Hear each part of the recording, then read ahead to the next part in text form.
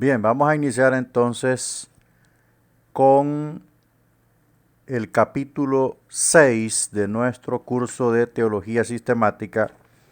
Estamos viendo las doctrinas principales en este curso de Teología Sistemática. Ya vimos las Escrituras, la doctrina de Dios, los ángeles, el hombre, el pecado. Ahora nos toca ver el Señor Jesucristo.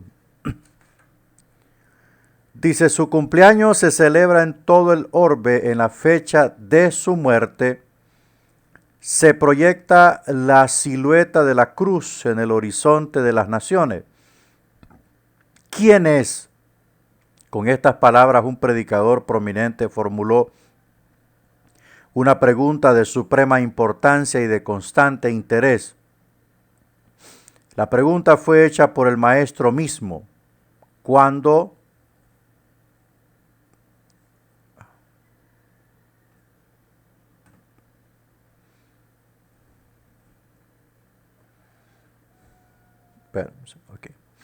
cuando durante una de las crisis de su ministerio dijo, ¿quién dicen los hombres que es el Hijo del Hombre?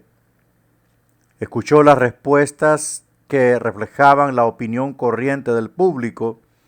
Sin hacer comentario, pronunció su bendición sobre la respuesta que Pedro había recibido de Dios. Tú eres el Cristo, el Hijo del Dios viviente. La pregunta sigue todavía en pie y el hombre procura responderla. Empero, la respuesta verdadera debe proceder del Nuevo Testamento, escrito por hombres que le conocieron mejor que ninguno y quienes por ese conocimiento estuvieron dispuestos a perder todo lo demás. Una de las doctrinas más fundamentales para nuestro cristianismo es sin duda alguna la doctrina de la persona del Señor Jesucristo.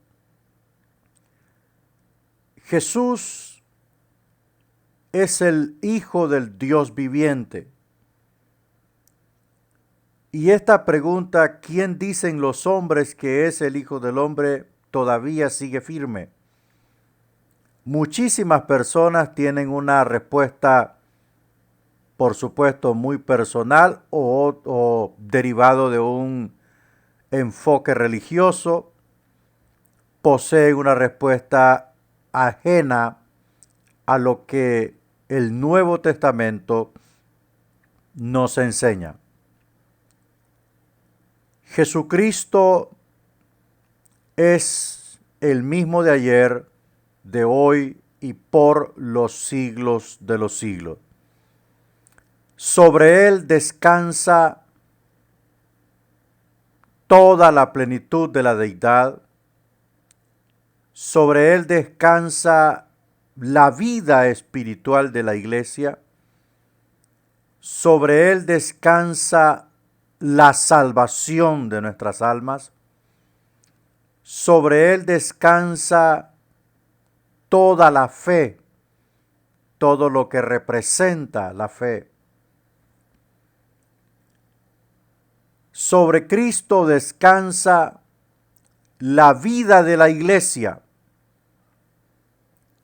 la victoria de la iglesia, el sostenimiento de la iglesia. La clase pasada vimos en epístolas generales los argumentos teológicos del escritor a la carta a los hebreos con respecto a la superioridad de Cristo en torno a los profetas. En cierto versículo decía que Jesús es superior a los profetas porque Él mismo purificó los pecados de los hombres. Decía también que Él es la imagen misma de la gloria de Dios. También decía que Él es la sustancia de Dios. También decía que el universo es sustentado por la palabra de su poder. Entonces, desde nuestro enfoque, que está, por supuesto, ceñido por el conocimiento de las Escrituras, el Señor Jesucristo es el pilar fundamental, es el equilibrio de la existencia misma. El universo tiene sentido por la existencia de Cristo. La tierra y sus habitantes tienen sentido por la existencia de Cristo. El avance de la iglesia y su sostenimiento, su supervivencia, tiene sentido por la existencia de Cristo. Es Él el que habita en medio de los 7 candeleros en Apocalipsis. Es Él el Cordero inmolado desde antes de la fundación del mundo. Jesús es el Logos viviente de Dios. Ahora, la pregunta que surge aquí es la siguiente. ¿Quién es Jesús para la iglesia? Porque el mundo tendrá sus opiniones. Como ya dije, algunas son personales u otras son el resultado de un enfoque religioso. Y otros pues son ateos, no creen. Pero la pregunta para la iglesia surge aquí, ¿quién es Jesucristo para usted? Nosotros hemos tratado de enriquecer nuestro conocimiento acerca del Espíritu Santo, porque el Espíritu Santo es quien da los ministerios, es quien da el poder, la unción, que hace maravillas, que hace señales, que trae la revelación, que da ministerios, que da dones, muchas cosas. Pero el tema de quién es Jesucristo no ha sido como muy frecuentado. La mayoría de las preguntas que yo he recibido son acerca del Espíritu Santo, de los dones, el hablar en lenguas, los ministerios, pero casi nadie pregunta acerca de la persona de Jesucristo. Y puedo decirle que sin Jesucristo no hay Espíritu Santo. Sin Jesucristo no hay acceso al Padre. Sin Jesucristo no hay acceso a la salvación. No hay acceso a una relación con el Padre ni con el Espíritu Santo, porque Él es el único camino viable, aprobado por Dios, para tener acceso a todo lo que viene con el nombre de Dios. Jesús debería de ser la persona más conocida en la iglesia. No un mito, no una leyenda, tampoco un amuleto de buena suerte. Jesucristo debiese de ser el personaje más enriquecido y conocido por la iglesia. Por la iglesia. Es allí donde tenemos un gran déficit. Es ahí donde ignoramos, por ejemplo, para mí, la clase de cristología, tanto del Antiguo Testamento como del Nuevo Testamento, debiera de ser impartida a la iglesia sin ninguna limitancia. ¿Por qué? Porque esto enriquecerá el conocimiento del pueblo de Dios con respecto a la persona divina y gloriosa de nuestro amado Señor Jesucristo. Yo tuve la oportunidad de estudiar la cristología del Antiguo Testamento. Es algo impresionante. Es algo impresionante. Toda la tipología, tanto personal, la tipología del tabernáculo, la tipología de los muebles del tabernáculo, la tipología de las fiestas de Israel, la tipología sacerdotal, la tipología del ángel de Jehová. Eso es algo impresionante. Toda la riqueza, todo lo que está concentrado con respecto a la persona grandiosa de Jesucristo. Eso debe de ser enseñado en la iglesia para que centremos más nuestra fe y nuestra mirada en Cristo. El Espíritu Santo juega un papel increíble en la iglesia, es divino, es digno de adoración, de alabanza, de honra, de respeto. Pero quien efectuó la salvación en la cruz fue Jesucristo. Y el mismo Espíritu Santo vino para conducirnos a Cristo.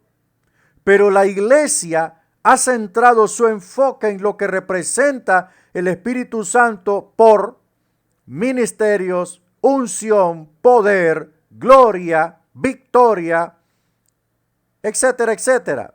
Profecía, revelaciones. Hemos centrado nuestra mirada solo en lo que aporta el Espíritu Santo. Pero ¿qué pasa con la iglesia? ¿Sabe algo acerca de la persona de Jesucristo en el Antiguo Testamento? No saben nada.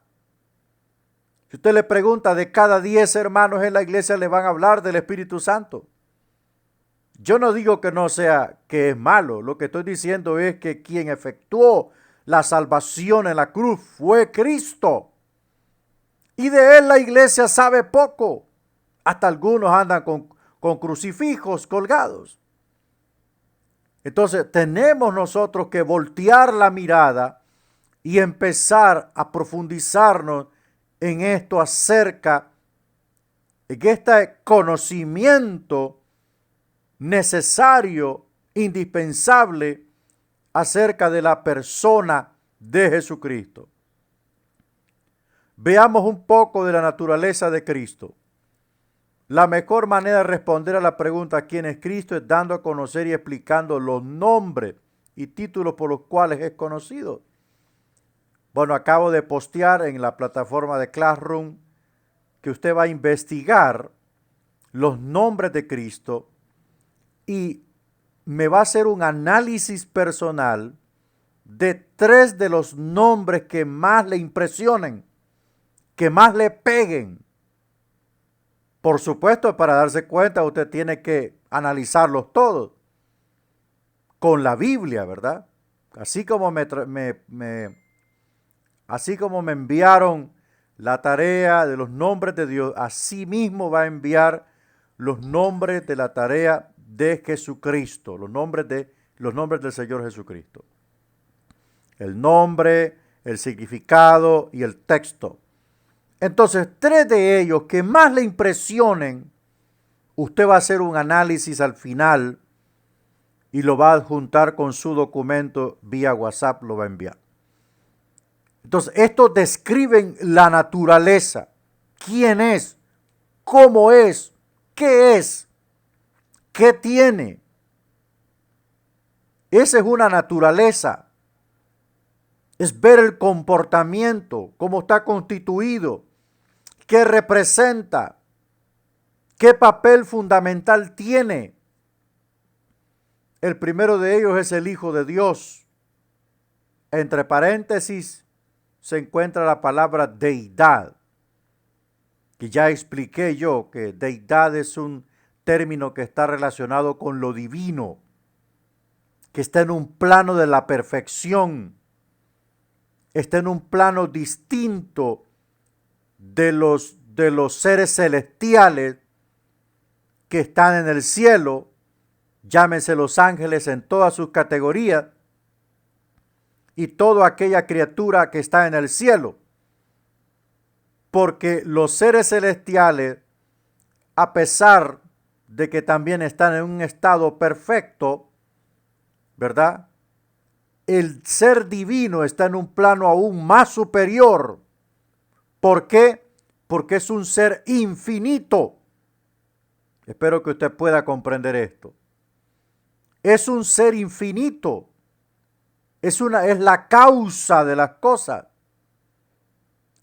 Y los seres que se desprenden de ese ser infinito, llámese ángeles en todos sus órdenes, llámese seres humanos, son seres finitos, o sea, limitados. Por supuesto, el hombre en su estado natural pecaminoso es aún más limitado que un ángel, ¿verdad? Un ángel es un ser limitado, pero superior a un hombre. Pero un ser divino, como los que son parte de la triunidad, que son los únicos, son seres superiores, ¿verdad? Porque poseen, porque son la deidad, la divinidad. Son los creadores, son la causa de todas las cosas. Son el orden y el principio de la eternidad. La eternidad se llama eternidad por la sola existencia de la deidad. La deidad le da sentido a la eternidad. La deidad le da orden a la eternidad. La deidad le pone nombre a la eternidad. Se conoce la eternidad, el factor de eternidad, por la existencia de la deidad. En el principio era el verbo, y el verbo era con Dios, y el verbo era Dios. ¿Verdad? Entonces, ¿cuál principio? En el comienzo de la eternidad. En el comienzo de todas las cosas. ¿Cuándo fue? No se sabe. Pero sí podemos tener una pista. Sí podemos tener una matiz de esto. La triunidad. La triunidad le dio inicio a la eternidad. Entonces, el término Hijo de Dios es un término único en su naturaleza, porque en referencia a la deidad, el nombre Hijo de Dios siempre aparecerá con H mayúscula en todas las traducciones, porque es único en su naturaleza. Entonces dice, bueno, pastor, pero dice la Biblia que todos los que le recibieron les dio potestad de ser llamados hijos de Dios, pero hijos de Dios con H minúscula. Hijos de Dios en el sentido de que le creemos, que hemos recibido su sacrificio, hemos recibido a su Salvador enviado por Él. Por tanto, ese rango de ser, ese derecho de ser hijo, lo extiende a todos nosotros porque creemos en su Hijo Jesucristo. Entonces ese derecho es dado a nosotros por creer, eso es lo que recibimos nosotros por creer, porque lo único que podemos hacer es creer. No podemos comprar ese rango, no podemos adquirirlo por dinero ni por precio. Es un derecho, es algo que el Señor regala de su gracia, ser que nos llamen hijos de Dios y que no nos llame enemigos de Dios. Tampoco que nos llame bastardos, sino hijos de Dios con H minúscula. Porque Él está en un plano superior. Él es incomparable. ¿Verdad? Ahora, aquí hay otro factor importante. La conciencia que Cristo tenía de sí mismo. ¿En qué consistía la conciencia que el Señor tenía de sí mismo? En otras palabras, Él sabía quién era Él. Lucas, el único escritor que registra un incidente de la niñez de Jesús, nos dice que a la edad de 12 años, mínimo, Jesús estaba consciente de dos cosas. Primero, de una relación especial con Dios, a quien describe como Padre, y de una misión especial en la tierra. En dos puntos, los negocios de mi Padre. Eso se llama tener conciencia de quién es. Y vemos nosotros a lo largo de su vida que esa conciencia prevaleció intacta hasta la muerte. Porque cuando alguien es un impostor, como lo llaman los judíos, ¿verdad? Hasta el día de hoy, cuando alguien es un impostor, no tiene esa conciencia de quién es, de qué es y de dónde viene. Jesús claramente dijo que Él era el verdadero pan que descendió del cielo. En otras palabras, Él era lo que había anunciado el maná del cielo, porque el maná era como un tipo de Cristo. Y Cristo era el antitipo, o sea, el cumplimiento del tipo. Así dice el Señor, yo soy el verdadero pan que descendió del cielo, y todo aquel que come mi carne o todo aquel que come de este pan vivirá eternamente. Él tenía la conciencia clara. En cierta ocasión dijo, si no creéis las cosas terrenales, ¿cómo creeréis las cosas si os digo las cosas celestiales? En cierto momento dijo, a donde yo voy vosotros no podéis venir, pero me seguiréis después. O sea, él sabía quién era. El que me ha visto a mí, ha visto al Padre. Yo y el Padre, uno somos. Entonces, ¿qué quiere decir esto? Quiere decir que él tenía la conciencia de que era el Hijo eterno de Dios. Todo lo que el Padre me dio, lo he guardado, excepto el hijo de perdición. ¿Ah? O sea, él tenía la conciencia plena, no era un impostor. El impostor siempre habla en segunda persona. El impostor nunca tiene la seguridad de lo que está diciendo, no tiene cómo comprobarlo. Jesús demostró que lo que él decía, demostró que lo que él decía de él era verdadero. Dijo en cierta ocasión, viene la hora cuando los muertos oirán la voz del Hijo del Hombre y vivirán.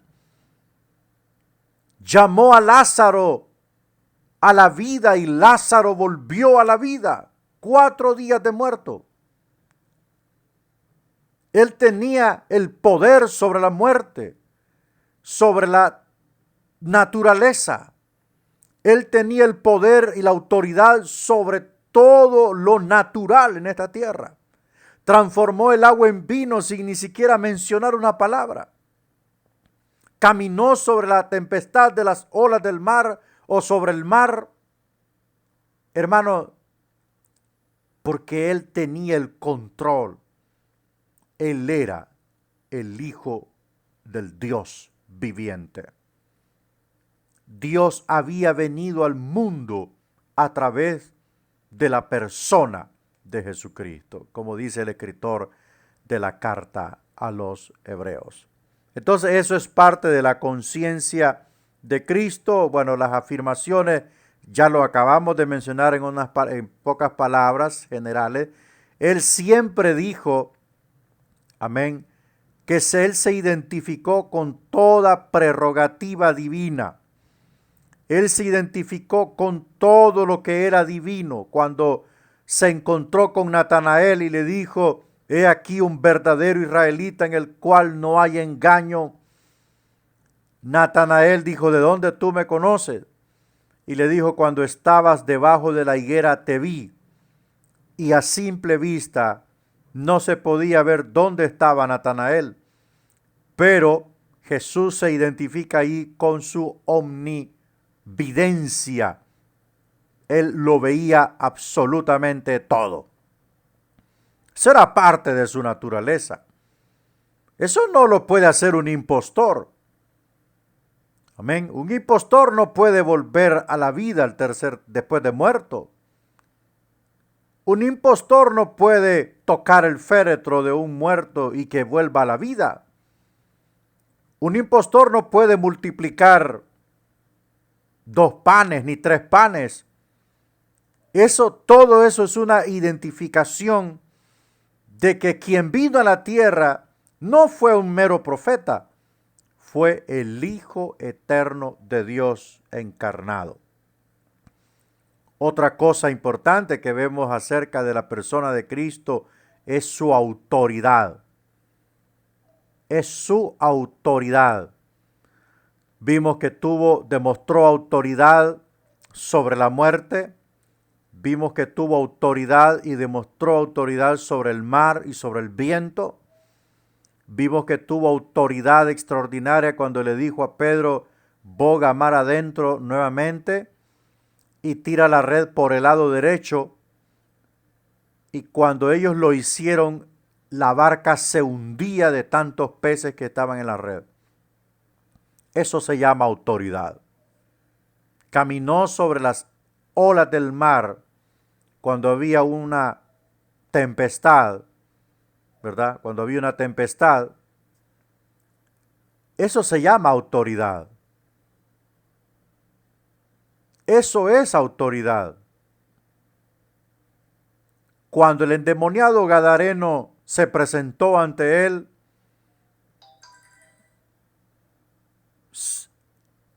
él demostró autoridad y sacó la legión que estaba en el cuerpo del gadareno. Es una autoridad extraordinaria. Usted puede analizar la vida de Moisés. Su autoridad es basada en el nombre de Jehová. Usted puede analizar la vida de Elías.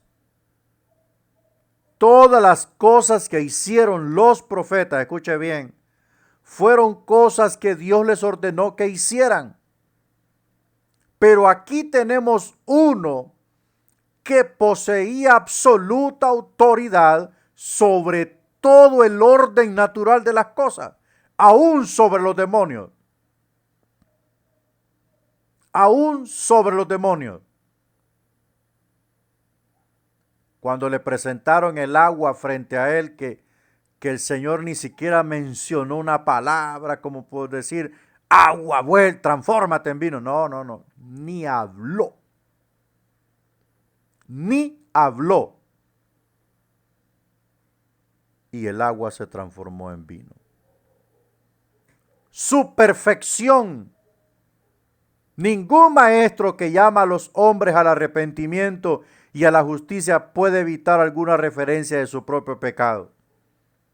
Todo ser humano que llama a los hombres al pecado también tiene que limpiarse a sí mismo para que su llamado tenga fe y testimonio. Pero he aquí uno que es sin pecado. Nadie podía acercársele a él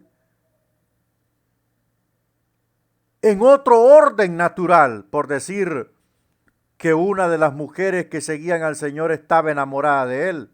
Es imposible. Eso es imposible. ¿Por qué, pastor? Pues porque él era perfecto en naturaleza.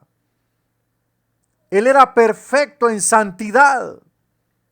Él era la santidad misma.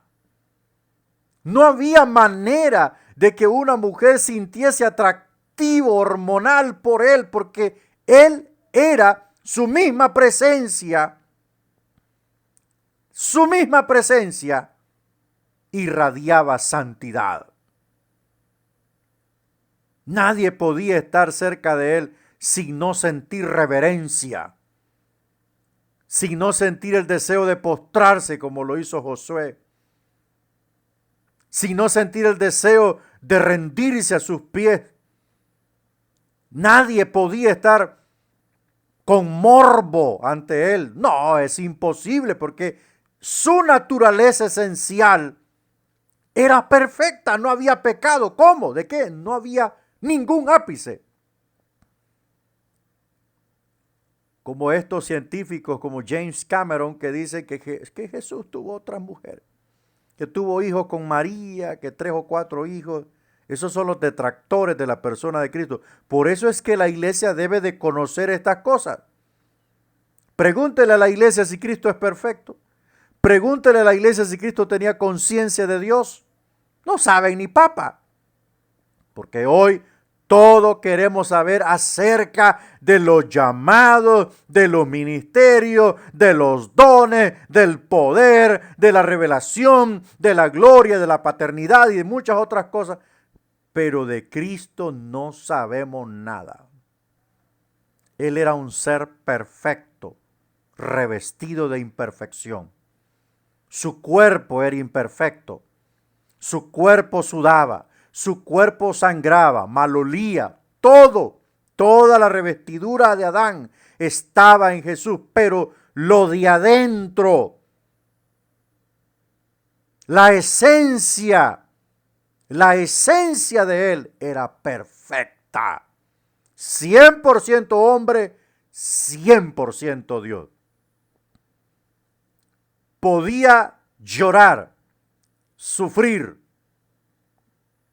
sentir dolor, sangrar y morir, pero sin pecado.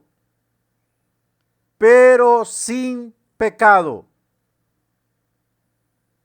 Cuando estaba siendo clavado en el madero, normalmente los sentenciados insultaban despavoridamente a los soldados romanos.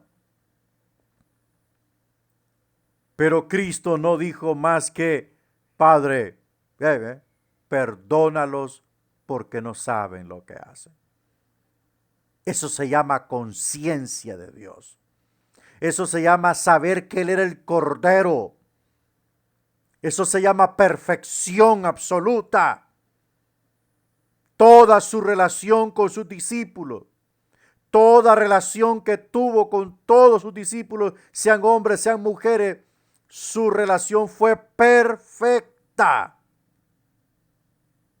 Perfecta. No había manera de que una mujer se acercara al Señor con otro sentimiento, porque Él mismo irradiaba poder. Él mismo irradiaba santidad. Él mismo irradiaba esa presencia que solo de Dios puede emanar. Nosotros en la presencia del Señor, cuando Él desciende, no podemos estar haciendo otra cosa más que en reverencia y adoración, señores. Eso es parte de la perfección de Cristo. El testimonio de los discípulos. El testimonio de los discípulos. Ningún judío cometió jamás el error de pensar que Moisés era divino. Ni aun sus discípulos más radicales hubieran soñado jamás con atribuirle declaraciones como esta, bautizándolos en el nombre del Padre y de Moisés y del Espíritu Santo. Eso es imposible. Eso no está en el vocabulario de un judío. Y la razón es que Moisés jamás habló ni se comportó como uno que procedía de Dios o compartía su naturaleza. Por otra parte, el Nuevo Testamento enuncia este milagro. Tenemos aquí un grupo de hombres que caminaban con Jesús y le vieron en todos los aspectos característicos de su humanidad y que sin embargo más tarde le adoraron como divino. Predicaron que su nombre era el poder para la salvación e invocaron su nombre en oración. Juan se recostó sobre el pecho de Jesús, no vaciló en hablar de él como el eterno Hijo de Dios que creó el universo. Y relata sin vacilación ni disculpas el acto de Tomás de adorarle y exclamar, Señor mío y Dios mío. Porque Jesús era divino. El testimonio de los discípulos fue increíble. Lo vieron crucificado. Y después lo vieron resucitado. Lo tocaron, caminaron con Él, jugaron con Él, comieron con Él. En todas partes donde Él los convocó, tuvieron interacción con Él. Hablaron con el Señor. Juan, Pedro y Santiago estuvieron en el monte de la transfiguración Y en ese monte especial y glorioso, la gloria de Dios descendió y el Señor se transfiguró delante de ellos. O sea, les mostró la verdadera esencia de su persona. Él les mostró quién era en verdad por dentro. Y por eso Pedro dijo, Señor, vamos a hacer 3 enramadas aquí, una para ti, una para Moisés y otra para Elías. Pero yo les pregunto en esta mañana, ¿cuándo en su vida Pedro había visto una foto de Elías y de Moisés? ¿Cuándo? Si en ese tiempo no existían las fotos ni las pinturas artísticas. ¿Cuándo había una foto de Elías? Si Elías lo pasaba en un cerro, hombre. ¿Cuándo? En ese momento extraordinario, los ojos espirituales fueron abiertos de Pedro. Y él en el espíritu reconoció que ese hombre que estaba allí, uno era Moisés y el otro era Elías. Mire qué espectacular privilegio. Pedro quería quedarse allí para toda la vida. Porque cuando estamos en la presencia de un ser perfecto como Jesucristo, no nos queremos ir de ahí. Todo se va. Toda la tristeza, toda la angustia, todo lo malo se va. Porque su presencia lo llena todo. Su presencia llena todos los vacíos por muy milimétricos del alma. Por eso es que era imposible que alguien se acercara al Señor con otro tipo de sentimiento. Era imposible. Los discípulos testificaron que el Señor era el Dios hecho hombre. Los discípulos testificaron, el mismo Tomás reconoció que Jesucristo era Dios hombre. Cuando dijo Señor mío y Dios mío, para que un judío llamase a alguien fuera de Yahweh, Dios mío, era algo venido del cielo. Entonces, eso nos muestra que Jesucristo es el Logos de Dios. La palabra preexistencia y actividad eterna. La palabra del hombre es aquella por la cual se expresa a sí mismo. Claro, por medio de la palabra, nosotros podemos expresarnos. Una persona puede darse a conocer por medio de lo que habla, ¿verdad? Entonces, por medio de la palabra, da a conocer sus pensamientos y sentimientos.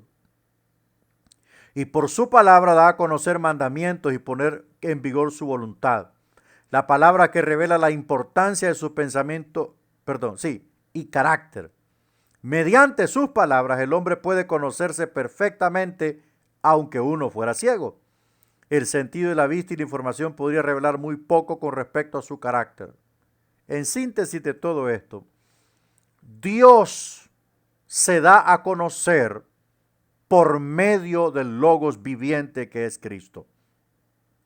Así como el léxico de una persona dice quién es, o en este caso si es un léxico muy rico, y si es un léxico muy pobre, dice, bueno, ese hombre o esa mujer es un ignorante, no sabe nada, o es un bruto. O dicen, no, ese hombre es un sabio, ese hombre es una eminencia en lo que habla, ¿verdad? Porque así es, porque se ha preparado, porque ha estudiado y por lo que suelta es una riqueza. Entonces, Dios no podía venir en espíritu al mundo. Se encarnó en Jesucristo y Él es el Logos de Dios. Es la palabra viviente de Dios. Entonces, Dios da a demostrar por medio de Jesucristo su eterna voluntad, su eterno propósito, toda su intención de salvar al hombre, toda su intención de darle al hombre una salvación gratuita y segura a través de Jesucristo. Entonces, la palabra dice quién es, y en este caso, Jesús, cuando estuvo aquí entre nosotros, dio a demostrar quién era Él. Nadie podía decirle, mira, fulano de tal dice esto. Todo lo conocía. Cuando él tiene el encuentro con Natanael y le dice, cuando estabas debajo de la higuera te vi, y le añade, de cierto te digo que ahora verás ángeles que bajan y suben sobre el Hijo del Hombre. Entonces esto impresionó a Natanael. Y Jesús le dice, por esto que te dije que estabas debajo de la higuera, creíste, bienaventurados los que crean sin ver. O sea, no solamente lo vio donde estaba, sino que miró lo que estaba pensando, porque Natanael estaba, como decimos acá en Honduras, craneando qué significaba la visión de Jacob en Betel cuando vio la escalera de oro, que una punta pegaba en la tierra y la otra en el cielo, y en la parte del cielo estaba el trono de Dios, y de allá bajaban ángeles y subían ángeles. O sea, Jesús le dijo, yo soy la escalera que tú estabas viendo en la visión, meditando en la visión de Jacob. Yo soy esa escalera que puede unir, que une la tierra con el cielo, lo terrenal con lo divino. Es el único acceso al trono de Dios. Yo soy, le dijo Jesús en pocas palabras. Él lo discernía todo, lo entendía todo, lo veía todo, lo conocía todo hasta en profundidad. Los pensamientos de los hombres, cuando en la casa de Simón hablaron allí que aquella mujer le ungió los pies al Señor y después con el cabello limpiaba los pies del maestro, y ellos hablaron en secreto y el Señor conoció en segundo todo lo que ellos decían, porque Él era la palabra viviente. Todo lo escudriña, todo está desnudo ante la palabra. Entonces eso es parte de la naturaleza de Cristo, que no es la figura morticia que ponen los católicos en sus cuadros pintorescos. No, Cristo está exaltado en gloria a la mano derecha del Padre y pronto vendrá a llevar su iglesia. Bueno, cuando usted investigue los nombres de Cristo, usted va a ver todos estos nombres que están apareciendo aquí: Señor, ¿verdad? El Hijo de Dios, el Verbo de Dios, el Cordero, el Cristo, todos estos nos vamos a dar cuenta, usted se va a dar cuenta que cuando hablamos del nombre Señor es parte de la soberanía, que Cristo es soberano. Todos estos nombres usted los va a investigar. Y de 3 de ellos usted va a hacer un análisis personal. ¿Ok? Va a hacer un análisis personal de 3 de ellos que más le hayan o que más le impresionen.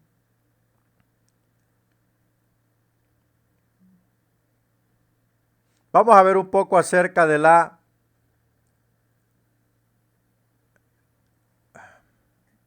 expiación. Hablar de la persona de Jesús es mencionar textos y textos y párrafos interminables. Como ya dije, una de las materias que más debiese conocer la iglesia es la cristología, porque esta cristología habla acerca de Jesucristo. La cristología habla acerca de Jesucristo. Todo lo que concierne al Hijo de Dios, su humanidad, su deidad, su misión, su propósito, su etapa actual en el cielo. Todo es necesario que la iglesia lo conozca, porque vendrán muchos impostores que dirán que Él es el Cristo, o que anunciarán doctrinas erróneas contra Cristo, desvirtuando su personalidad, desvirtuando su nombre, desvirtuando su persona. Por eso la iglesia debe de conocer. Y le digo una cosa, debido a la escasez, debido al poco conocimiento esencial de Jesucristo, el mismo mundo entero caerá en las garras del anticristo, porque él sí vendrá como el Mesías y él sí se granjeará el amor, la honra, el respeto, la credibilidad de la humanidad como el Mesías que rescatará a la humanidad de grandes problemas, de repente hasta históricos y milenarios, en la actualidad. Pero como ya dije, la peor de todas las pobrezas está en la iglesia, porque la iglesia desconoce muchas cosas acerca de Jesucristo. Y nosotros todavía estamos a tiempo de que nuestros hermanos conozcan un poquito más de la resurrección, un poquito más allá de la resurrección, porque la gente sabe que Jesucristo resucitó, pero desconoce lo que el Antiguo Testamento anunciaba de Cristo. Desconoce lo que el Nuevo Testamento aún más nos dice acerca de Jesucristo. Debemos enriquecer esa parte para que la fe del pueblo de Dios esté basada en la persona de Jesucristo, el Salvador. Bueno, el capítulo 7, la expiación, vamos a tocar un poco acerca de estos temas para dar un pequeño avance, ¿verdad? La expiación en el Antiguo Testamento, ¿por qué vamos a ocupar tiempo y espacio en la descripción de los sacrificios del Antiguo Testamento? Por la sencilla razón de que en el vocablo sacrificio tenemos la clave del significado de la muerte de Cristo. Entonces, muchas teorías modernas se han ofrecido para explicar esa muerte, pero en cualquier explicación que excluye el elemento expiatorio es antibíblica, puesto que nada es más señalado en el Nuevo Testamento que el empleo de términos expiatorios. Bueno, vamos a ir avanzando un poco con esto. El origen del sacrificio primero fue ordenado en el cielo.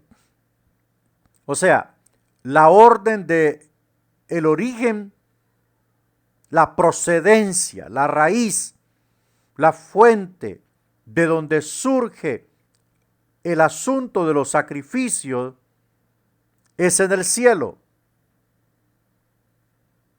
Usted ve cuando Adán y Eva fracasaron, ellos hicieron vestiduras de hojas. Imagino que esos árboles eran enormes, ¿va? Hojas enormes para hacer una vestidura. Y cuando ellos tienen el encuentro con Dios, porque Dios llama a cuentas al hombre, ¿va? Así como llamará a cuentas a todos los seres humanos, Adán y Eva pues tuvieron el encuentro con el Señor para rendirle cuenta. Y él vio que estaban vestidos de hojas. Eso se llama un intento humano por tapar la culpa del pecado. Es algo temporal, es algo que no lo acepta el Señor por la razón de que el hombre es un ser limitado. Y si hay algo que no puede satisfacer la voluntad de Dios en los términos de la salvación, es el factor humano.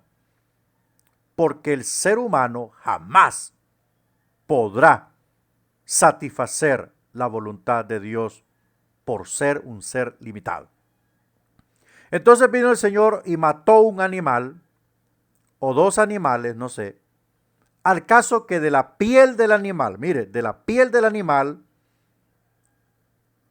hizo vestiduras tanto para Adán como para Eva. Esto significa que dos cosas. Número uno, que un ser inocente murió por el pecador. Y número dos, Dios es el único que puede redimir y expiar el pecado humano, porque de él procede los métodos, de él procede los lineamientos para cubrir el pecado del ser humano. Mató los siervos, quitó las pieles e hizo vestiduras, y le quitó las vestiduras de hojas a Adán y a Eva y les dio vestiduras hechas por Dios. Eso redundaba en la reconciliación del hombre con Dios a través de un sacrificio. Desde allí se instituye, en otras palabras, el sacrificio, el derramamiento de la sangre inocente de un animal por el pecado del hombre. Es a través del sacrificio que el hombre podía acercarse a Dios. ¿Por qué razón? Por la razón en dos partes. Uno, el hombre está en pecado. Por cuanto todos pecaron, están destituidos de la gloria de Dios. Ya puede ser la persona más honesta, más aquí, más allá. Su pecado es imborrable. Número dos, la santidad de Dios es tan pura que nos puede matar.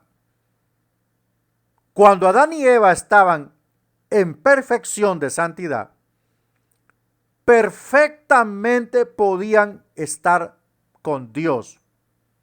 Dice la palabra del Señor que la voz del Señor se oía en el huerto, que se paseaba, ¿verdad? Se paseaba la voz del Señor. Estoy más que plenamente convencido que fue el Cristo preencarnado que tuvo un encuentro con ellos, ¿verdad? Estoy súper plenamente convencido. La Biblia no lo dice, pero estoy convencido que fue el Cristo preencarnado en su exaltación como Hijo de Dios.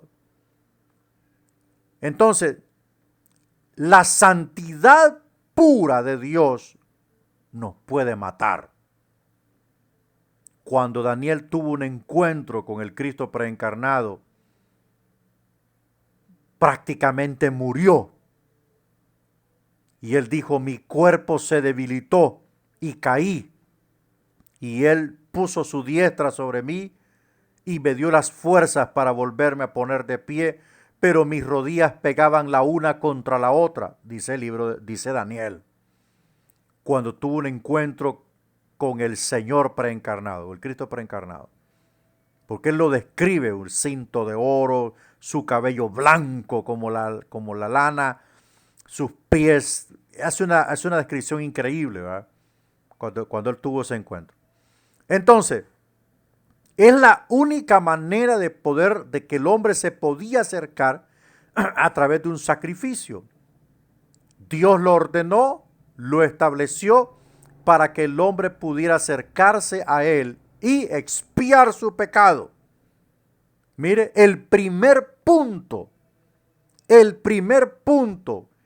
que es fundamental para Dios, lo después es secundario. El primer punto es limpiar el pecado.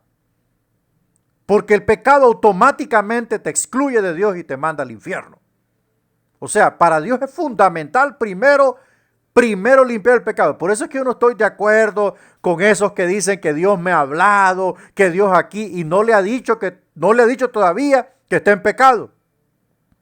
Eso no estoy de acuerdo yo, porque esa es la voz del diablo. El único que tapa el pecado es el diablo.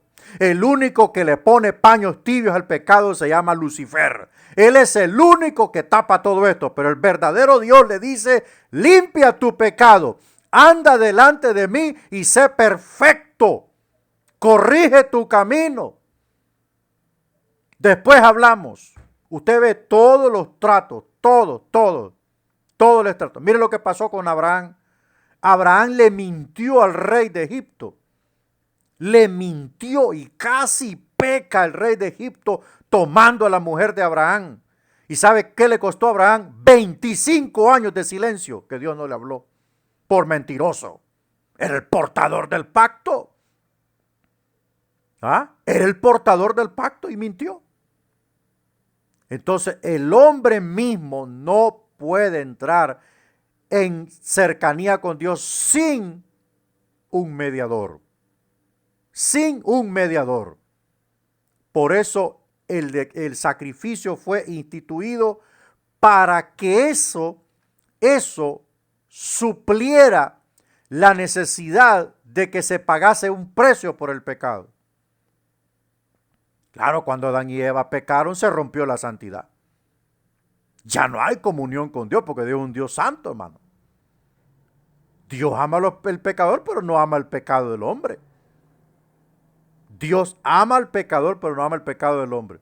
Si el hombre no confiesa su pecado, no puede entrar en relación con Dios. Es imposible. Por más que Dios lo ame, ahí está el caso de David. ¿A qué fue Natán donde David? ¿Ah? A declararle prosperidad, así como hacían los falsos profetas, como acá.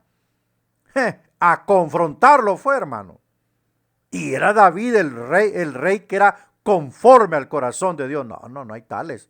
Yo te amo y todo, pero aquí hay algo que tenemos que arreglar.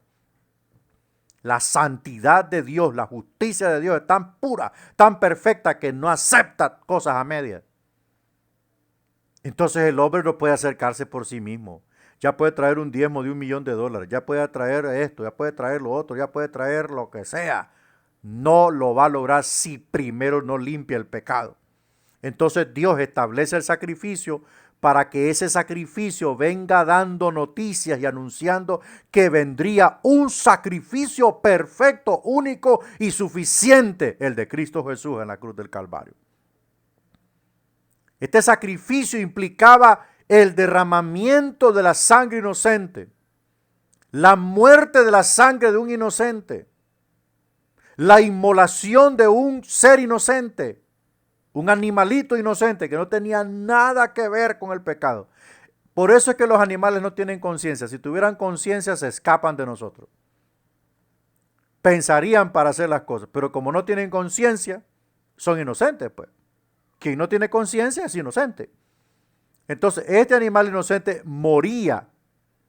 Amén, moría. Ya después, cuando viene la ley del Antiguo Testamento, la ley de Moisés, ya dice el Señor qué animal es para esto, qué animal es para lo otro, qué animal es para los pobres, qué esto y qué lo otro. El Señor establece una ley en cuanto a los sacrificios. A esto se llaman tipología de los sacrificios, anunciando que vendría el sacrificio perfecto. Cada año, según Levítico 16, cada año se hacía la expiación anual en Israel, en donde un animalito era sacrificado primero para limpiar los pecados del sumo sacerdote. Segundo, el segundo animal moría para expiar los pecados del pueblo de Israel. Este cordero perfecto de un año, sin golpe alguno, sin ningún defecto, era sacrificado. Amén. Era sacrificado. Este sacrificio, esta sangre se introducía al lugar santísimo, donde el sacerdote entraba una vez en el año. Se mojaba la punta de las cornisas de la mesa donde estaba el arca del pacto. La cornisa, que era una moldura superior sobre el arca del pacto, bien bonita, de oro puro, ahí se ungía con la sangre y se presentaba la sangre del sacrificio ante el Señor y ahí descendía la gloria de Dios. Por eso es que el arca del pacto en el lugar santísimo estaba en oscuridad. Ahí no había luz, ahí no había candela, ahí no había nada. Porque cuando el Señor aceptaba el sacrificio, descendía la gloria de Dios sobre el propiciatorio del arca, donde estaban los dos ángeles, el propiciatorio de la tapadera del arca, donde estaban los dos ángeles con sus alas cubriendo la tapa, porque la tapa cubría lo que estaba dentro del arca. Ahí estaban las tablas de Moisés, la vasija con el maná y un fragmento de la vara de Aarón que reverdeció. Entonces, cuando el Señor aceptaba, se iluminaba el lugar dando a entender que aceptaba el sacrificio e Israel gozaba de un año más de gracia. ¿Por qué estaba en oscuridad? Pues porque todavía no había sido consumado el verdadero sacrificio, que sería el Cordero de Dios Jesucristo. Entonces, así era el sacrificio el día de la expiación, según Levítico 16. Entonces, de esta manera, el pueblo podía entrar en relación con Dios y podía gozar de los beneficios del pacto. Así sucesivamente. Era lo que ocurría. Y en síntesis, siempre había necesidad de una expiación. Claro que sí. Porque el hombre peca continuamente, ¿verdad? La pecaminosidad del hombre es patente, o sea, siempre está luchando allí. Entonces necesitaba ser expiado. Amén, necesitaba ser expiado, pero el sacrificio perfecto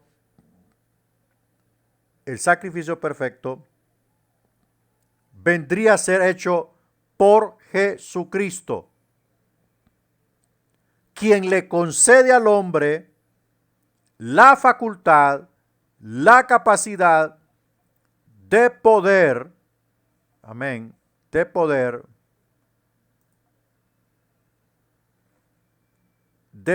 vivir en santidad. Ya le voy a dar una explicación de eso. Espérenme que aquí me está llamando.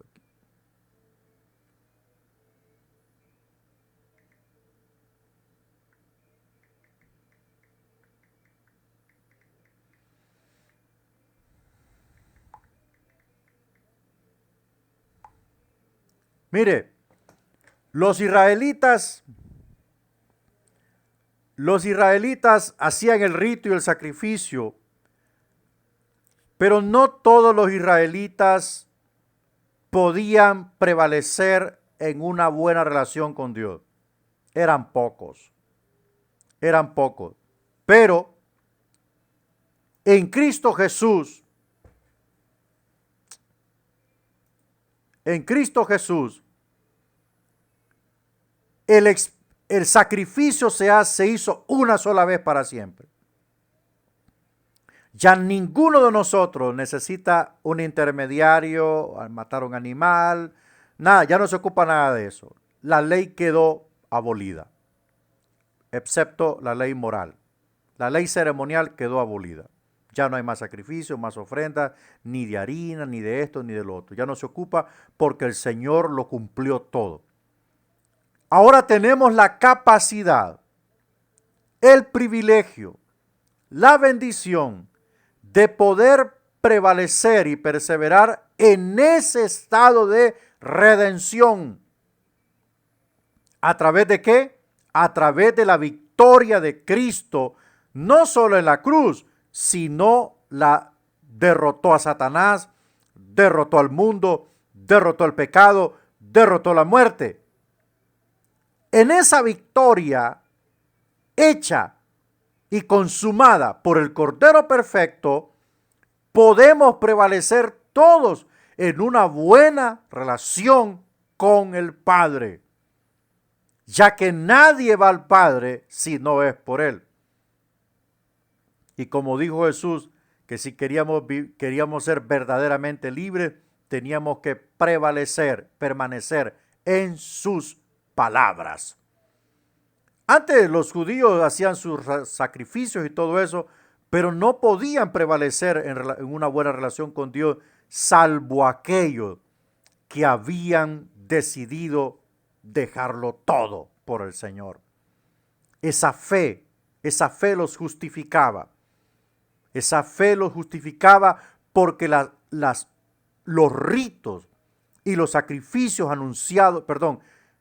mostrados allí, dictados allí, anunciaban el sacrificio perfecto. Por lo tanto, esa fe los justificaba. Pero la mayoría del pueblo era difícil que prevaleciera. Ahora tenemos esa gracia. Tenemos la facultad de poder prevalecer gracias a la ayuda del Espíritu Santo en nuestras vidas. En aquel tiempo, la congregación de Israel no tenía el privilegio de tener al Espíritu Santo con ellos, salvo algunos líderes, pero eran pocos. Hoy no. Hoy tenemos la bendición de poder tener la ayuda del Espíritu Santo. Entonces era necesaria la expiación. Cristo murió a fin de que nosotros no perezcamos, sino que tengamos vida eterna. La vida eterna significa algo más que mera existencia, significa vida que goza de la comunión con Dios y disfruta de su favor. Muerto en delitos y pecados, el hombre no goza del favor de Dios. Mire, por más que amemos a la gente, por más que le queramos ayudar a la gente, si no resuelve su relación con Dios, está frito. Está frito. A veces queremos acomodarle el camino a la gente, pero no. Si él no da el paso hacia Dios, está frito. Entonces, por medio del sacrificio, el pecado es expiado y el hombre se encuentra en plena comunión con Dios. Porque lo que interrumpe la comunión con Dios, lo que corta la comunión con Dios, es el pecado. Por eso los que están en fornicación no pueden servir al altar. Eso es complicado. Usted no puede arreglar eso porque usted no tiene ningún atributo legal de parte de Dios para acomodar eso. No lo puede hacer. Nadab y Abiú entraron en desorden a la presencia de Dios y los mató. Los mató. Con Dios no se juega. Entonces, el pecado interrumpe la comunión con Dios. Interrumpe la paz, interrumpe la conexión, interrumpe la amistad con Dios. Es desautorizado el hombre. Es desautorizado el hombre cuando está en pecado. Dios no lo puede, no lo acepta. No acepta esa obra. No conoce esa obra, no la reconoce. Porque está en pecado, está sirviendo en pecado. Es como el que impone manos y está pecando bajo. Esa relación está rota y tarde o temprano le puede venir el martillo de ira. Si hay algo que debemos enseñarle con claridad a la gente, mire hermano, en su pecado, así como está, usted no puede servir al altar. Yo le recomiendo que se cásese, ¿verdad? Resuelva primero ese problema y después acérquese al Señor, santifíquese al Señor y entramos en trabajo. Pero a veces por ayudarle a la gente, porque es que son buenos talentos, que son buenos, tienen buenas habilidades, sí, pero ellos entraron en una relación desacreditada por Dios, porque Dios no reconoce la unión libre, Dios no reconoce la fornicación, Dios reconoce el matrimonio. Entonces, ese problema se lo quieren trasladar a Dios para que Dios lo tape, no, hombre, hay que arreglarlo primero y después entramos en una relación con Dios y después, mire, vía libre. Repito, el pecado destruye la comunión con Dios, destruye la comunión con la familia, destruye la comunión con los hermanos, destruye la comunión con todo lo que le rodea. Y si se anda pilas hasta le quita el trabajo. El gozar del favor y la comunión con Dios significa vida eterna. Lejos de servir a Dios, es la vida eterna. Por eso hay que estar a cuentas con Dios. Amén. Pues es vida con Él que es eterno.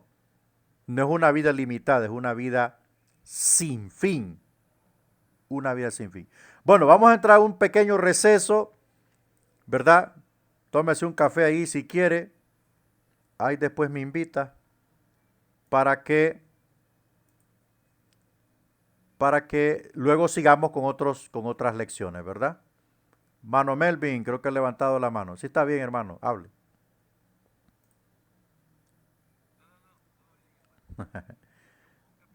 Uy, hombre. Un capuchino como es el pastor José. Ay, hombre. Bueno, nos vemos al rato, nos vemos al rato. Son las, ¿qué horas son aquí? 10:29, 10:40, estamos de nuevo con los otros capítulos. Ok, seguimos con la doctrina de la salvación. Em, de esta doctrina solo vamos a tocar tres aspectos fundamentales que son parte de la salvación. El primer aspecto, bueno, vamos a decir esto, tres aspectos de la salvación o estado de gracia, pero normalmente nosotros lo conocemos como la salvación. Y consta en tres partes: justificación, regeneración y santificación. La justificación es un término judicial o legal que nos recuerda, ¿verdad? Nos recuerda una escena en los tribunales de justicia. El hombre culpable ante Dios y condenado recibe absolución. Se le declara justo, en otras palabras, es justificado. Entonces, estos tres componentes acompañan a la salvación. Ya sabemos que la salvación es el perdón gratuito de Dios. En primer lugar, el perdón gratuito de Dios por todos nuestros pecados. Y en segundo, la salvación es privarnos de ir a una eterna perdición. En dos partes el término salvación lo definimos como el perdón gratuito de Dios por nuestros pecados. Y número dos, el privarnos o salvarnos de ir a una eterna perdición en el infierno. De eso somos salvos. Ahora, el estado de gracia o salvación tiene tres componentes que uno conecta con el otro. En primer lugar, para estar en paz, para gozar de una libertad sin deberle nada a la ley, está la justificación. Como en su argumento teológico el apóstol Pablo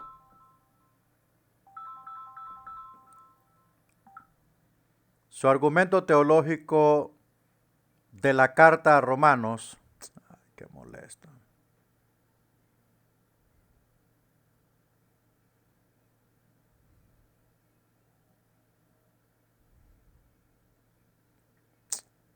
Ay, no.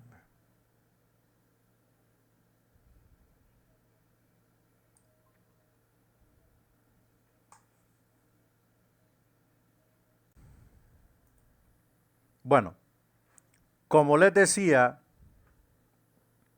el argumento teológico del apóstol Pablo en su carta a los romanos, sosteniendo acerca de la justificación, dice en el capítulo 5, justificados pues por la fe, tenemos paz para con Dios por medio de nuestro Señor Jesucristo. Ahora, aquí hay que entender algo importante acerca de la justificación. En primer lugar, el juez perfectamente justo que nos iba a juzgar de forma perfecta es Dios. De ahí se deriva la justicia de Dios. De ahí se deriva la perfecta justicia de Dios. Frente a esa perfecta justicia no teníamos argumentos para contrarrestar, para rebatir o para alejarnos o huir de nuestras responsabilidades como pecadores. Es imposible. Entonces, esa misma justicia perfecta, escuche bien lo que le voy a decir, esa misma justicia perfecta proveyó un medio de escape o una cláusula para que el pecador pudiese encontrar un mérito ante Dios. Por cualquier punto donde Dios nos agarrara, estamos condenados. Es imposible decirle a Dios, yo no hice esto por aquello, hice esto porque no sabía. Es imposible. Él es un ser muy perfecto. Es más, Él es la perfección. Entonces su justicia nos declaraba ya condenados. Pero mire lo que dice el apóstol Pablo: justificados pues por la fe. Esa es la cláusula. Esa es la cláusula que nos abre una pequeña ventana para poder escapar de un juicio, primero, vergonzoso y segundo, condenativo. La fe.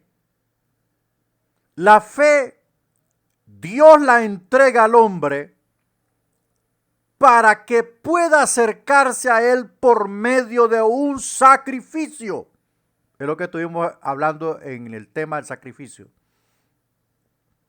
Cuando el hombre llevaba el cordero o el macho cabrío o el buey para el holocausto de paz, ¿verdad? Porque de los 5 rituales que hacía Israel, solo podía comer de uno, el número 3, que era el sacrificio de paz. Allí Israel comía del sacrificio con el sacerdote delante de Jehová, porque era el sacrificio de paz, el holocausto de paz. Entonces, esa fe no era simplemente, está bien, sí, vamos a tener el mejor sacrificio. No, todo lo movía la fe. Como ya dije, esa fe en esos ritos justificó a los hombres que se consagraron en aquel tiempo. Pero no era de todos la fe. Amén. Entonces, esa fe es anunciada, esa fe en los sacrificios, es anunciada desde el Antiguo Testamento para que cuando viniese el verdadero y único sacrificio, esa fe en ese sacrificio sirviese como la cláusula jurídica legal para escapar del juicio ante Dios. Y por ende, el resultado era la condena.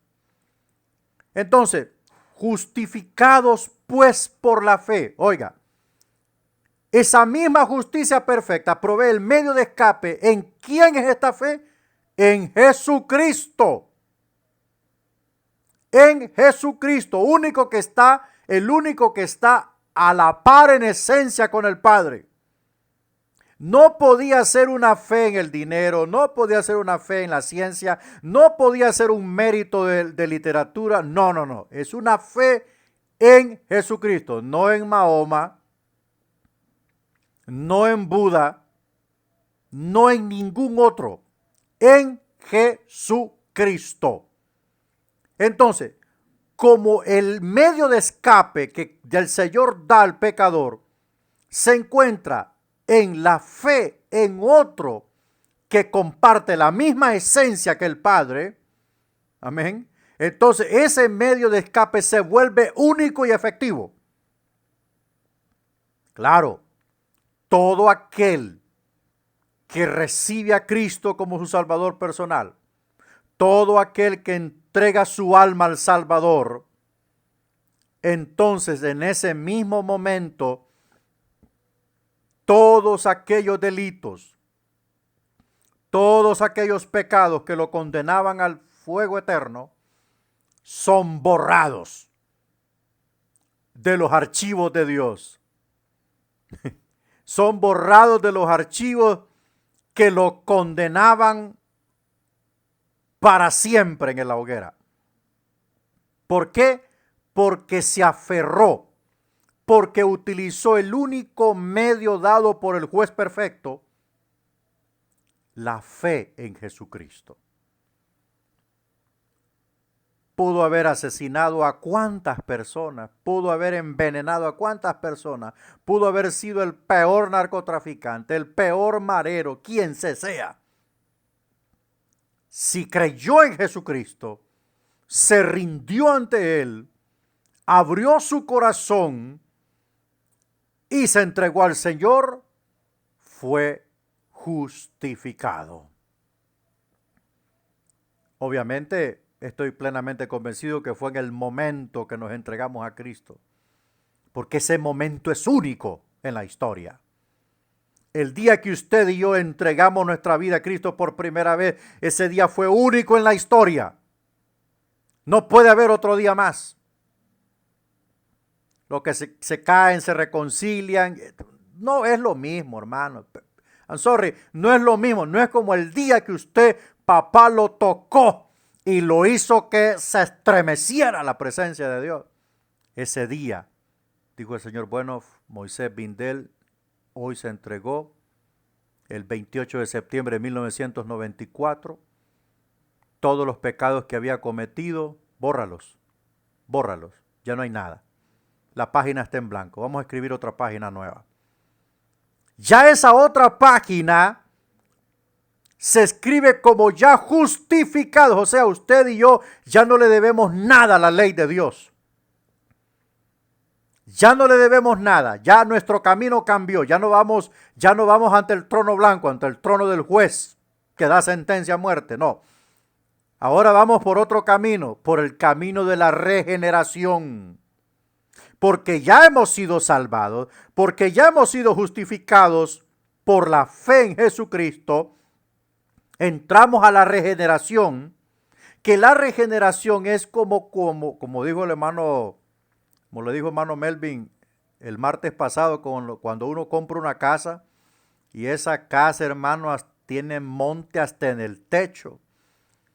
Y empezamos, mire, a renovar todo, a quitar todo lo que no sirve, techo nuevo, paredes, ventanas, todo, cocinas, muebles, todo eso queda una maravilla después. Nada que ver, va, con lo de antes. Eso es la regeneración, porque usted y yo llegamos golpeados por el pecado. Llegamos golpeados por la familia, llegamos golpeados por el mundo, llegamos golpeados por el diablo, llegamos golpeados por muchas cosas a los pies del Señor. Entonces empezamos a ser regenerados, mire, a través de la presencia del Espíritu Santo en nuestras vidas y oyendo la palabra, viéndolo, recibiendo los discipulados, recibiendo doctrina, recibiendo enseñanza. Eso se va, mire. Su interior va siendo renovado. Hay gente que vino de traumas, de violación, de asesinato. Hay gente que vino de traumas horribles. Necesita el hombre ser regenerado por dentro, porque lo que Dios hizo en el principio fue perfecto, pero el pecado lo ha destruido prácticamente. Entonces necesitamos ser regenerados. Eso va actuando paulatinamente con la santificación. La regeneración y la santificación van actuando, mire, al mismo tiempo. Vamos siendo sanados, nos vamos santificando. Vamos siendo sanados, nos vamos apartando de aquello que hacíamos antes que nos destruyó. Y la santificación va también actuando, porque entre más nos acercamos a Dios, más le amamos, más le debemos respeto, más sentimos repudio por lo malo, por el pecado, por lo que hacíamos antes. Entonces, eso funciona. Esos son los tres aspectos importantes que comprenden la salvación. Amén. La justificación, el Señor limpió nuestro récord por la fe en Cristo. La regeneración, el Señor empieza a restaurar nuestra vida. Algunos no sufrimos tantos traumas, ¿verdad? Yo reconozco que el único trauma que sufrí fue la muerte de mi mamá, pero yo no sé nada de qué es estar atrapado en drogas, alcohol, ni nada de eso. Mi mundo era otro. Pero sí hay gente que viene de mundos oscuros. Hay gente que viene de mundos oscuros, pandilleros, mareros, sicarios, narcotraficantes, prostitutas, homosexualismo. Son mundos oscuros que necesitan ser regenerados. Hay personas que hasta los encierran en albergues, en centros de rehabilitación cristianos para doblarlos con la palabra, no soltarlos hasta que queden libres. Amén. Porque hay gente que aunque el Señor la haya perdonado y todo eso, tiende a volver a caer. Por eso necesitan ser llevados a lugares estratégicos y específicos para combatir esa cadena tan fuerte en la cual estuvieron atrapados antes. Y al mismo tiempo la santificación, porque sin santidad nadie verá al Señor. No puede haber un salvado, no puede haber un hermano convertido sin santidad. Eso debe de estar presente. Amén. Eso debe estar presente porque el Señor derrotó el pecado. Y Cristo en su muerte nos da la victoria sobre el pecado. No que ya vencimos al pecado, no, el pecado hay que estarlo venciendo continuamente. Cuando te visite, cuando nos visita, hay que decirle no, no, no y no. Eso es apartarse para Dios, se llama santidad. Ser apartado y consagrado para el Señor. Entonces, eso es fundamental en lo que es la salvación. Amén. Entonces, vamos a avanzar aquí. Es importante que todos estos elementos de la salvación es parte de la gracia del Señor. Es parte de la gracia de Cristo Jesús. Necesita el hombre recién convertido ser regenerado. Todos estamos en un proceso de regeneración. Esto, hermano, ¿cómo va a ser posible que en poco tiempo ya esté usted regenerado? No, hay muchas cosas antiguas, cosas profundas en el corazón del hombre que necesitan ser regenerados. Pero ¿quién también ayuda para la regeneración? Nosotros. Nosotros ayudamos mucho. ¿Por qué? Porque le entregamos a Dios aquellas áreas. Hay gente que ha sido regenerada de muchas cosas, hermano. De muchas cosas, pero de repente está odiando a un familiar. No ha sido liberado de esa atadura. Él tiene que entregarla. Amén. De repente hay personas que fueron abusadas por sus familiares o por su papá. Puede estar regenerado por todo, pero hay cosas que las tienen allí, cubiertas como con acero.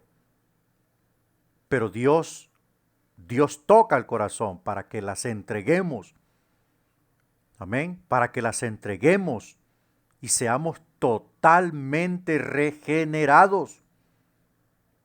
¿A quién cree usted que se le hizo el llamado? Venid a mí los que estáis trabajados y cargados, que yo os haré descansar. Llevad mi yugo sobre vosotros y aprended de mí, que soy manso y humilde de corazón, y hallaréis descanso para vuestras almas. Porque hay gente que está enyugada con Cristo, pero también está enyugada con otra cosa. De repente ese yugo del rencor, ese yugo del odio allí, también eso los está destruyendo. Y Cristo dice, mi yugo trae paz, descanso interno. O sea, solo enyugado conmigo hallaréis descanso. Solo enyugado conmigo encontraréis paz para vuestras almas. Para vuestras almas. Usted no puede curar el alma. Inyéctela pues. Tómese una vitamina. No, solo con Cristo. Solo con Cristo Jesús. Entonces, la gente necesita entregar aquellas cosas profundas que no han sido regeneradas por el Espíritu Santo de Dios. ¿Por qué? Porque el hombre las ha cubierto, mire, las ha protegido.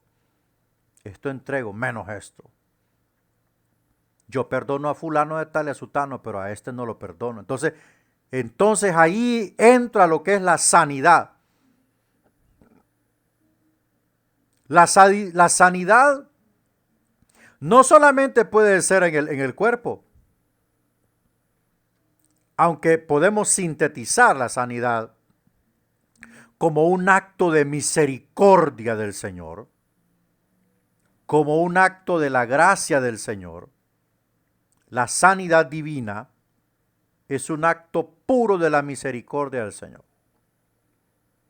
Y no solamente puede ser en el cuerpo, también puede ser en el alma.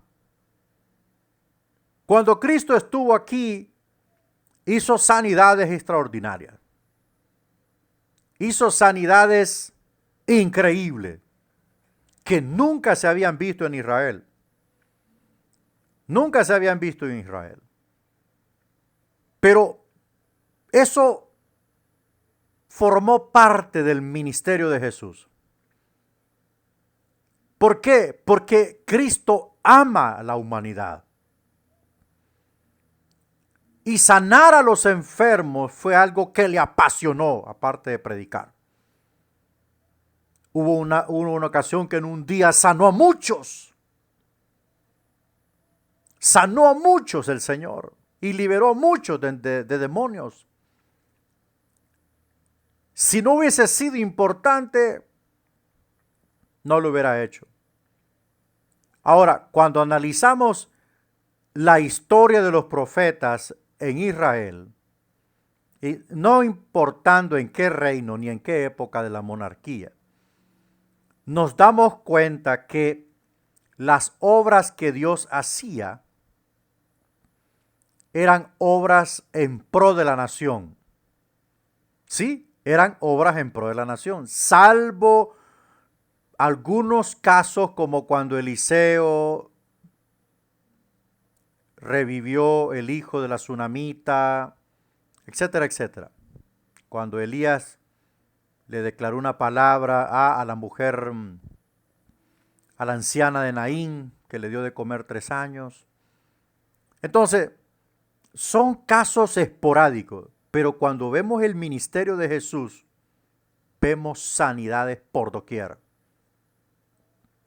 Las últimas palabras del Señor Jesús antes de ascender al cielo, de acuerdo a Marcos 16:18, constituyen una promesa permanente relativa a su poder sanador. Dice así: sobre los enfermos pondrán sus manos y sanarán. Según las instrucciones finales dadas a los creyentes por intermedio de Santiago 5:14, estos deben, cuando son atacados por la enfermedad, llamar a los ancianos de la iglesia, quienes deben ungirlos y orar por ellos. Luego añade la hermosa promesa que dice: la oración de fe salvará al enfermo y el Señor lo levantará. Entonces, es un ministerio increíble el de la sanidad. Muchos hemos sido bendecidos por este ministerio de sanidad de la iglesia. Es un ministerio funcional el de sanidad. Es algo increíble, es algo, fruto de la gracia del Señor. Aquellos que tienen el don de sanidad son instrumentos especiales en las manos de Dios. Porque es algo maravilloso cómo el amor de Dios y el poder de Dios se manifiestan para sanar al pueblo. Ahora, también hay una sanidad importante en el alma que debe ser hecha en el alma humana. Hay muchas personas con estética muy aceptable, con rostros muy aceptables, pero sus corazones están muy enfermos. Sus almas están muy enfermas. Necesitan ser sanados, pero el asunto aquí es el siguiente: ¿hasta dónde quiere ser sano el hombre? ¿Y hasta cuándo podrá soportar su enfermedad espiritual? tiene que entregarla a Dios. Tiene que entregársela a Dios porque ahí no llega inyección ni pastilla. Ahí solamente el poder de Jesucristo llega. Amén. Entonces es allí donde el hombre le dice, mira Señor, yo he venido cargando este rencor por años. Yo he venido cargando este odio por años. Yo he venido cargando este resentimiento por años. Y no aguanto más. Hazme libre. Entonces allí es donde el Señor lo sana. Sanos por dentro y sanos por fuera. ¿Es eficaz el poder de Dios? Sí es eficaz. Es el único que llega al entretejido del alma y del espíritu. Es el único. Usted puede inyectar su cuerpo, puede inyectarlo como quiera y cuantas veces quiera, pero el alma y el espíritu no lo puede inyectar. Solamente con el poder de Jesucristo lo puede hacer. Bueno, quiero que nos detengamos un poco aquí. Perdón, aquí. El Espíritu Santo es ya le digo, es una clase que está para 3 visitas. Y hemos venido hablando capítulo 6, capítulo 7, capítulo 8, capítulo 9. Vamos a dejar esto aquí porque hablar del Espíritu Santo es dedicarnos, es detenernos un poco. Es una persona excepcional, increíble el Espíritu Santo. Y creo que merece tiempo. Merece tiempo. Recapitulemos. Primero, la doctrina del Señor Jesucristo es fundamental enseñarlo en la congregación. La iglesia debe conocer la doctrina de Jesucristo. Es importante que la gente conozca quién es Él, por qué es Dios, por qué dijo estas palabras, por qué hizo aquellas obras, a qué se debió. Es fundamental que la iglesia lo conozca. Es fundamental darle a la iglesia un pequeño panorama de los nombres de Cristo. Que cada nombre indica parte de lo que es Él. Es muy fundamental. Eso va a enriquecer nuestra fe. Eso va a enriquecer la fe de la iglesia. Eso va a fortalecer la confianza en el poder del Señor. Como ya decía, la iglesia se ha enfocado pues solamente en conocer lo que hace el Espíritu Santo, hablando acerca de la unción, de los ministerios, de los dones, de las lenguas, de la profecía, de esto y de lo otro. Pero de Jesucristo casi nadie pregunta. Mucha gente pregunta, pastor, ¿por qué el Espíritu Santo? Yo he recibido cientos de preguntas acerca de ese tema. Pero del Señor Jesucristo, óigame, eso es como un pequeño vacío en el argot cristiano. Casi todo el mundo quiere saber cómo obtenemos o cómo nos da un manto ministerial el Señor. No lo miro correcto. No lo miro correcto. Necesitamos fortalecer esta doctrina. Necesitamos fortalecer la persona de Cristo en la iglesia. La gente sabe que Cristo murió, resucitó, se fue y todo eso. Pero necesitamos fortalecer la doctrina de Cristo en la iglesia. Que todos le conozcan. Que todos conozcan su deidad. Que todos conozcan su posición en el cielo.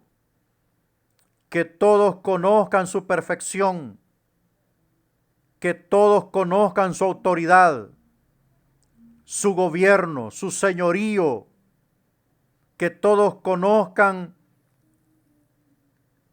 lo que dice el Antiguo Testamento implícitamente acerca de Jesucristo.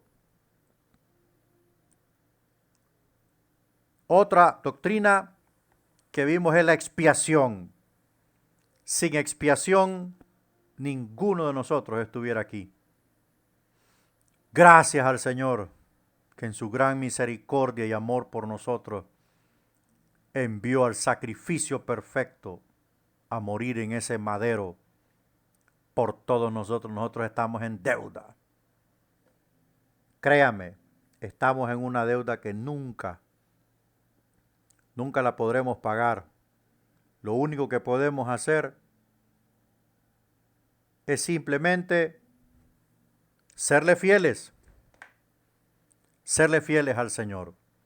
Entonces, por la expiación, por el sacrificio, por la orden sacrificial, el Señor abre un camino para que los hombres, para que los que le adoran se acerquen a Él. No sin sangre. No sin sangre. Al santuario no se entraba sin sangre. Debía morir la víctima para que el pueblo pudiese entrar en comunión con Dios. Luego hablamos de la salvación, que somos salvos del fuego del infierno, la condena eterna, y que esta salvación se realizó o se puede recibir por el perdón gratuito de Dios a través del arrepentimiento y la fe. Luego de la salvación encontramos tres componentes que son fundamentales. La santificación, donde todos nuestros delitos condenatorios son limpiados por la fe en Cristo. Luego la regeneración, donde estamos siendo limpiados, regenerados. ¿Regenerados a qué? ¿Vueltos a qué? Al estado o al orden que Dios nos creó, conforme a la imagen del que nos llamó, ¿verdad? La criatura interior va siendo renovada conforme a la imagen del que lo llamó. Esto es Cristo Jesús. Entonces, en la regeneración estamos siendo restaurados. Y no solamente los nuevos cristianos, todos estamos siendo regenerados, ¿verdad? Estamos siendo regenerados. Luego, hablamos acerca de la santificación, que no hay salvado sin santidad. Todo aquel que profesa la salvación, todo aquel que profesa que es hijo de Dios, debe demostrar la santidad. La santidad es el emblema. La santidad es la vestidura. Es la vestidura con que nos identificamos que somos hijos de Dios ante el mundo. Por eso debemos ser distintos, diferentes del orden del mundo. El orden del mundo es corrupto, es pagano, es pecador. Pero el orden de Dios es un orden de santidad. Y por lo tanto debemos de vestirnos de santidad. De adentro hacia afuera, no de afuera hacia adentro. Luego hablamos de la sanidad divina. Que la sanidad divina es un efecto o resultado de la misericordia de Dios. Que la intención de Dios siempre fue sanar al hombre. Que el ministerio de Cristo se concentró en la sanidad de los hombres. No solamente en predicar, ¿verdad? También en sanar. A muchos los perdonó de sus pecados y también sanó sus enfermedades. Esto es, entre ellos el paralítico, el ciego Bartimeo, el hombre imposibilitado que estaba en el estanque de Siloé, y así sucesivamente. El Señor mostró misericordia. El Señor demostró su afecto por los hombres al sanar todas sus dolencias. En síntesis final, estos capítulos nos han mostrado un orden proporcional y cronológico del plan de Dios en las Escrituras, ¿verdad? mostrar su amor, mostrar su voluntad, mostrar el camino correcto por el cual debemos continuar. La próxima visita hablaremos del Espíritu Santo, ya que por lo que veo es un poco extenso y abarca unas 3 visitas. Entonces, con la visita del Espíritu Santo, con la clase del Espíritu Santo, la próxima, vamos a nivelar todo el prontuario, ¿verdad? Ya subió la tarea especial número 3, los nombres de Cristo, a Classroom. Usted investiga todos los nombres, por ejemplo, en una columna los nombres, segunda columna el significado, tercera columna el texto bíblico, pero 3 nombres de ellos, los que a usted más le impresionen, hará usted un análisis personal al final, ¿verdad? Para que usted nos dé su opinión. ¿Alguna pregunta, hermanos, que usted tenga o alguna opinión para concluir esta visita?